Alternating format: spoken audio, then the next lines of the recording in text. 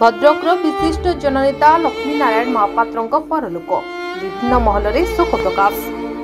नीरवी कले भद्रकर विशिष्ट जननेता तथा समाजसेवी लक्ष्मीनारायण महापात्र। किछि दिन तले श्रींकर देहांत होइतला। शारीरिक असुस्थता कारण एक घरोई मेडिकल चिकित्सित होते बुधवार विलंबित राति तांकर देहांत होइछि। लक्ष्मीनारायण महापात्र देहांत खबर पर राज्यर मुख्यमंत्री मोहन चरण माझी, उच्च शिक्षा और क्रीड़ा मंत्री सूर्यवंशी सूरज समेत उपमुख्यमंत्री समेत विभिन्न महल में शोक प्रकाश पाई। शेष दर्शन पर राजनेता शिक्षाविद समेत भल पाउथुवा लोके बासभवन में देखा मिलता। अखिल भारतीय विद्यार्थी परिषदर अन्यतम प्रतिष्ठाता कहला। छात्र नेता स्वर्गत विजु पट्टनायक बेस घनिष्ठ थे लक्ष्मीनारायण महापात्र। भद्रकरू रमेश चंद्र पति रिपोर्ट, द न्यूज टुडे।